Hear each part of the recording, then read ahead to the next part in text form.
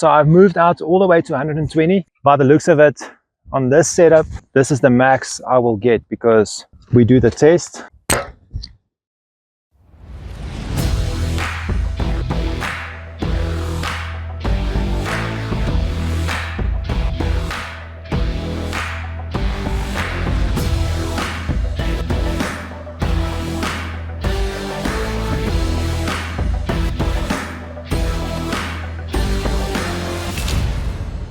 It's getting to the tail end of winter by us.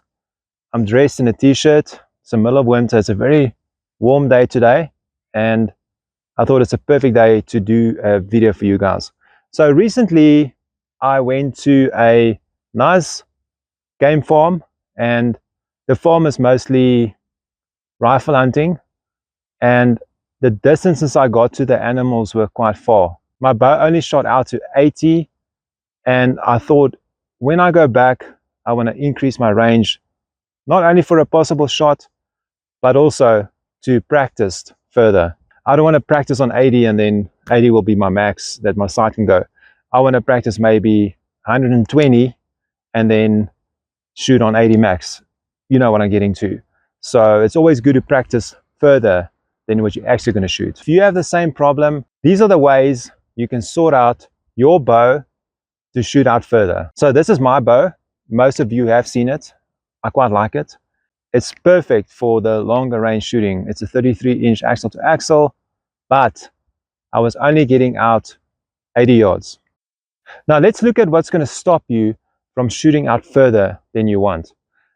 So if you look at my setup here and I want to go further, I will need to move my sight down and down and down, and there's a point where it's going to be where it's going to get too close to the scope, where to the point your fletching will touch, or even worse, you will start hitting your scope. When you get to that point, you want to stop. Take my arrow, I hold my bow up like this, and I put my arrow backwards. So I will have it on the rest, and I will put it between my D-loop, the shaft, and I will see where my fletching passes below my scope. And you don't really want to set it this far, there's still clearance, but when you shoot, there's dynamic factors. With arrow flexing, you still might touch your scope with your fletching.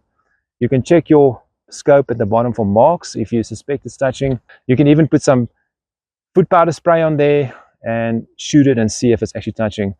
And especially when you're shooting out far on your maximum range, you don't want contact there at all, because it's going to be even worse than on 20. The first and the biggest factor that will influence your maximum range is your peep height. So the first thing I did was I raised my peep as soon as I got back, because that will have the most effect on your maximum range of your bow. I shot a lot of ASA recently in the States, and maximum range was 50 yards. So I kept on lowering my peep because I didn't need to shoot out to the 90 meters that we used to shoot quite a lot. Because at a stage at 50 meters, when I got to 50, it felt more comfortable than on 90 meters in the competitions. But I may have went past the point of where my peep eventually got too low, because the range I get is ridiculous. I only get 80 yards, and I used to be able to shoot out to 130, 140, and I've got a long draw length. My bow is quite fast as well. So it's not, those aren't the factors that limits me in this case. So if you need to increase your maximum range, your peep will be the biggest factor in that change. But remember, it needs to be comfortable and you still need to be accurate. If you raise your peep to get more range, you're going to have to practice and get used to that. You might have to shorten your D-loop slightly. That will make your peep feel a little bit lower, but don't go too short on your D-loop. And like I said in a few videos back, I don't go under half an inch in D-loop because I think it affects your accuracy according to my testing if you go too short, especially when you shoot a handheld release. The second factor, and it's also quite a big factor, is speed. Now, speed is determined by a lot of things. It's determined by arrow weight, It's determined by bow design, poundage, draw length, then smaller factors like string diameter. Now the biggest factor in speed is probably draw length.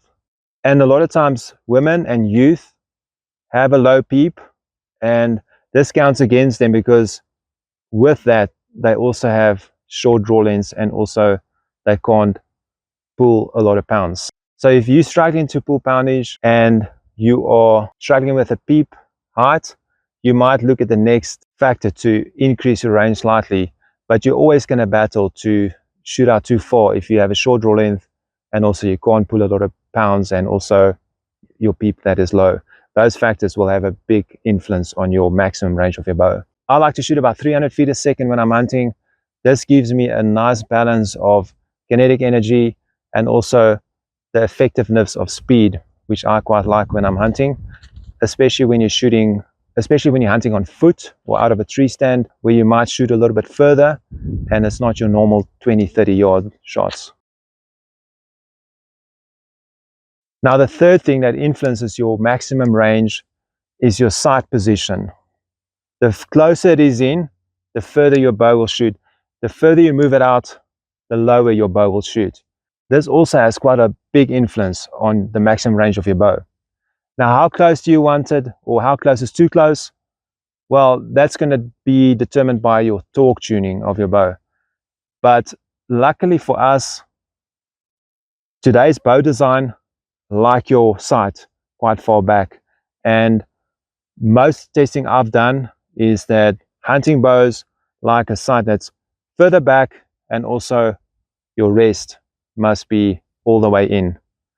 So remember, the closer your sight, the further your bow will shoot, and you will increase your range quite a lot. So the fourth thing that might increase your range is the way you fletch your arrows.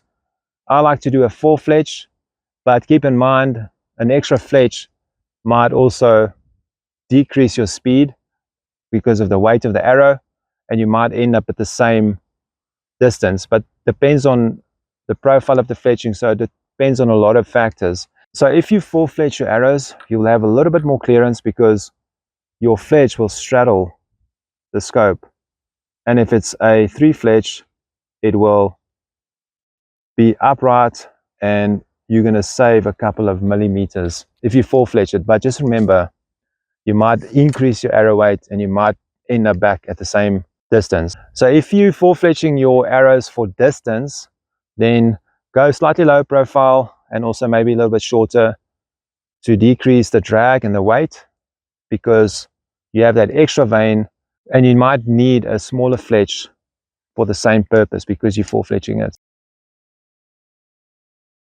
Okay, so just a little tip. If you start over, start off close and start your sight off above where you had it on 20.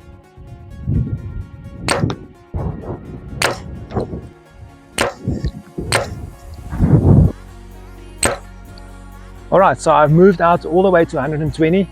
By the looks of it, on this setup, this is the max I will get, because we do the test and we can see I'm getting a few mil clearance. So I don't want to push it past that, but I'm quite happy with 120. It's 40 yards more than I actually had.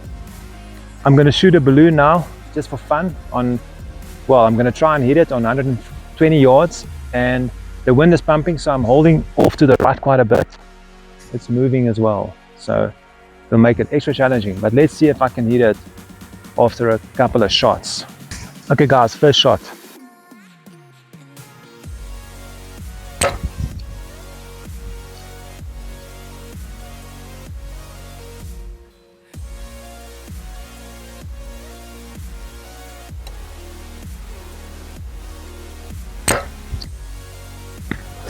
I'm on 120 yards and I'm happy with that.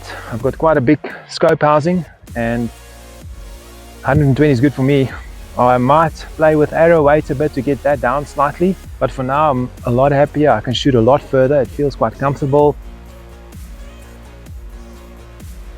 So now that my bow can do it, I need to imply the fifth factor in increasing your maximum range, and that is practice.